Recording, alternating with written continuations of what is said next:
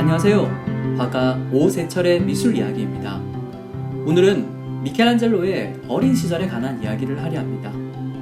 미켈란젤로의 아버지는 루도비코라는 사람으로 피렌체시의 공무원이었는데 지금의 면장님 정도의 직책을 맡기 위해 이탈리아 시골 마을 카프레세에 왔다가 미켈란젤로를 낳게 됩니다. 미켈란젤로를 18살 때 낳았던 어머니는 젊은 나이였지만 건강이 좋지 않았고 결국 미켈란젤로가 6살 때 세상을 떠나고 맙니다. 게다가 아버지는 항상 일터에 나가 계셨는데 그렇게 다정한 아버지가 되어주진 못했습니다. 그런 부모님을 대신해 미켈란젤로는 유모의 손에서 자랐고 그를 키운 유모의 집안은 대대로 돌을 캐는 석공 집안이었습니다. 그래서 미켈란젤로는 자연스럽게 어린 시절을 채석장에서 보냈고 그때부터 벌써 망치와 정을 다룰 줄 알았다고 합니다. 어린 미켈란젤로는 미술에 관심이 많았습니다. 그는 자신에게 재능과 열정이 있음을 느꼈고 그래서 미술가의 길을 걷고 싶어 했습니다. 하지만 예술에 무지했던 아버지는 이 총명한 아들이 정부의 높은 관리가 되어 가문을 빛내주길 원했습니다. 그래서 미켈란젤로가 미술가의 길을 걷는다고 했을 때 아버지는 물론이고 삼촌까지 나서서 그를 때려가면서까지 심하게 반대했다고 합니다. 하지만 아버지는 결국 미술가의 길을 허락했고 당시 피렌체에서 유명한 화가였던 기를란다요의 공방에 미켈란젤로를 보내게 됩니다.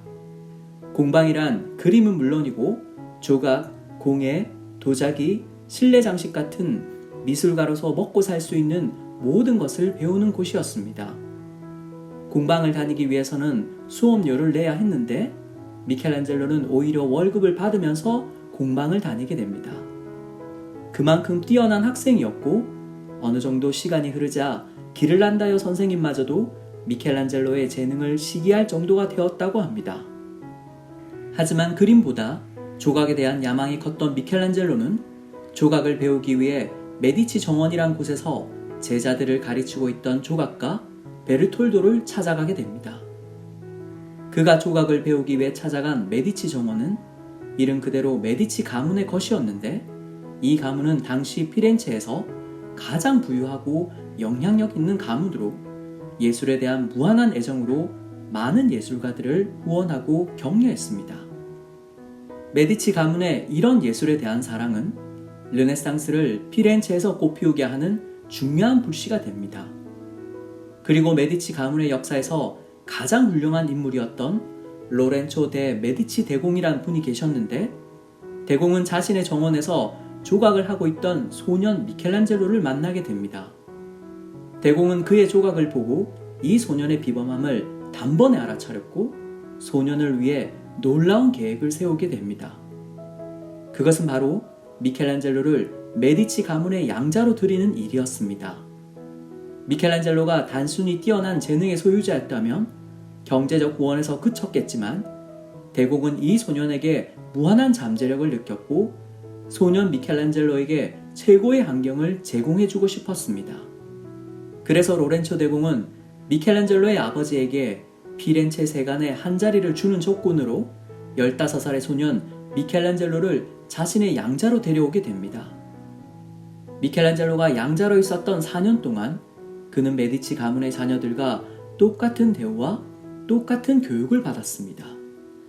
메디치궁에는 당대 최고의 철학자와 인문학자들이 있었는데 이 학자들에게서 미켈란젤로는 그 어떤 미술가도 받지 못했던 교육을 받았고 예술가가 가져야 할 위대한 정신을 배우고 키워갔습니다.